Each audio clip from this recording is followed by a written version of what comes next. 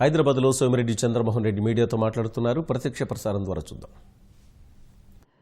Election commission అడ్డం పెట్టుకొని మేము విజయసాయి రెడ్డి, జగన్మోహన్ రెడ్డిలు రూల్ చేయాలని ప్రయత్నం చేస్తున్నారు. మే 23 జూన్లో స్కూళ్ళు తెరుస్తారు. మంచినీటి సమస్య, త్రాగునీటి సమస్య, ఆన్గోయింగ్ ప్రాజెక్ట్స్, వీటన్నిటి బాధ్యత ప్రభుత్వం మీద ఉంది. ప్రజలు ఎన్నుకున్న ప్రభుత్వం మీద ఉంది. ఈరోజు మీరు మోడీ గారి ఎలక్షన్ కమిషన్ అడ్డం పెట్టుకొని ఈ రాష్ట్రంలో పనులన్నీ ఆగిపోవాలా, పోలవరం ఆగిపోవాలా, ఆన్గోయింగ్ ప్రాజెక్ట్ ఒక 2 మాసాలు సీజన్లో పోతే 1 సంవత్సరం ప్రాజెక్ట్ ప్రారంభం ఆలస్యం అయితే పర్యవసానం ఈ రాష్ట్రంలో ఉండే రైతులు, ప్రజలు అనుభవిస్తారు. ఈ రాష్ట్ర రాజధాని ఒక 2 మాసాలు ఆగిపోతే మళ్ళీ తిరిగి కోపం కావటం చాలా టైం పట్టుద్ది. మీకు రాజధాని జరగకూడదు, పోలవరం జరగకూడదు, త్రాగునీటి సమస్య తీరకూడదు, పిల్లలకి పాఠ్య పుస్తకాలు ప్రిపరేషన్స్ జరగకూడదు, సమీక్షలు చేయకూడదు. ఒక మాట మీకు ఒక విషయం, ఎలక్షన్ కమిషన్ రూల్స్లో until a minister demits office he is in charge of public affairs and accordingly even while on tours whether for official or private purposes he must continue to discharge the responsibilities as minister hands. రెండోది, ఒకటి, no fresh sanctions for government schemes should be made. అది okay, కొత్త sanctions ఇవ్వకూడదు. Review by political executive అంటే బ్రాకెట్లో minister etcetera and processing of beneficiary oriented schemes even if ongoing should be stopped till completion of elections. ఎవరైనా లబ్ధిదారులకు ఉపయోగపడే sanctions కానీ ongoing works మీద రివ్యూ కానీ ఎలక్షన్స్ అయినంత వరకు చేయకూడదు. ఎలక్షన్స్ అయిపోయినాయి, కొత్త బెనిఫిషరీస్ శాంక్షన్స్ లేకపోతే ఇంకోటి ఆన్గోయింగ్ ప్రోగ్రామ్స్ ఎలక్షన్స్ అయినంత వరకు అన్నాడు.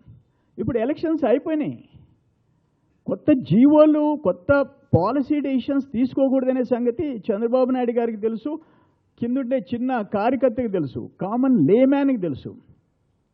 మీరు ఒకటేసారి ప్రెస్ కాన్ఫరెన్స్ పెట్టి ఆపద్ధర్మ ప్రభుత్వం నడుస్తుంది, ఓన్లీ ఎమర్జెన్సీస్, ఏదైనా అంటే తుఫాన్లు వస్తే తప్ప, వరదలు వస్తే తప్ప ఈ ప్రభుత్వం యాక్ట్ చేయకూడదు అంటే అంత అజ్ఞానంలో వాళ్ళు ఉండారు. ఎలక్షన్స్ అయిపోయిన తర్వాత రివ్యూ చేయొచ్చు అని చెప్పేసి ఎలక్షన్స్ అయ్యేంత వరకు రివ్యూ చేయకూడదని క్లియర్గా ఎలక్షన్ కమిషన్ క్లియర్ ఇన్స్ట్రక్షన్స్ ఇచ్చింది. రెండోది, commission does not refuse approval for sanctions undertaken for tackling emergencies, unforeseen calamities like providing relief people from suffering from drought, floods, pesticides, natural calamities, whereas measures for the aged, infirm, etc. And మళ్ళీ క్లియర్గా ఇచ్చింది water, ఇటువంటి వాటన్నిటి మీద ప్రభుత్వం as it ఈజ్గా చర్యలు తీసుకోవచ్చు అని చెప్పి ఎలక్షన్ కమిషన్ చాలా క్లియర్గా ఇచ్చింది. ఇది నేనేమంటానంటే, ఇక్కడ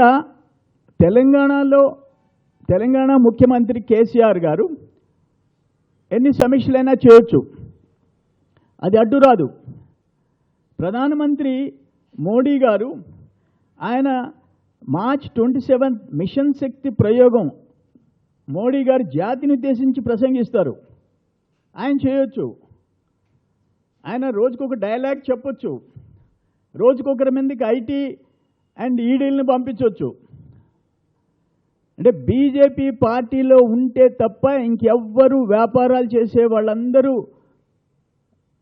అణగదొక్కబడాల. బీజేపీలో ఉండే వాళ్ళు మాత్రమే వ్యాపారాలు చేసుకోవాలి.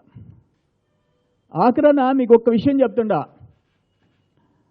ఆంధ్రప్రదేశ్లో ఎలక్షన్ కమిషన్ ఆధ్వర్యంలో నిన్న ఎలక్షన్ అయ్యేంత వరకు వాళ్ళే నడిపారు, అడ్మినిస్ట్రేషన్ అంతా చూశారు.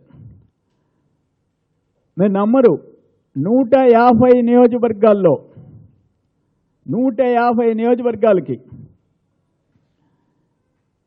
జగన్మోహన్ రెడ్డి, కేసీఆర్ గారు, మోడీ గారు అండతో కోట్లాది రూపాయలు పంప్ చేశారు. కోట్లాది రూపాయలు. ఎక్కడి నుంచి వచ్చింది ఈ డబ్బంతా? ఎక్కడి నుంచి వచ్చింది? ఇది చరిత్రలో 13 మంది ప్రధానమంత్రులను చూశాం. మోడీ గారు లాంటి వ్యక్తులు నేను చూడలే.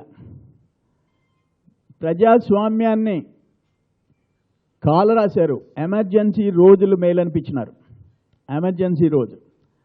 ఆయనకి ముఖ్యమంత్రి చంద్రబాబు నాయుడు గారంటే రాత్రిళ్ళు కూడా నిద్రపట్టడంలే.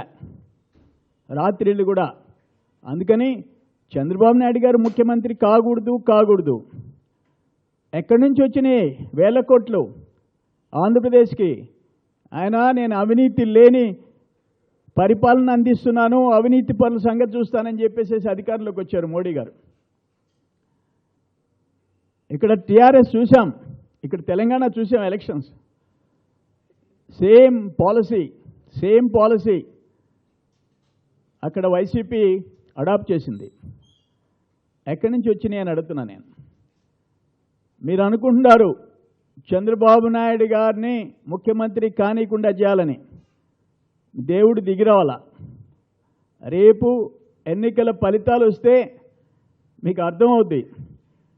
నేను చెప్తుండా, నేను నంద్యాల బై ఎలక్షన్స్కి వెళ్ళా. ఎలక్షన్స్ అయిన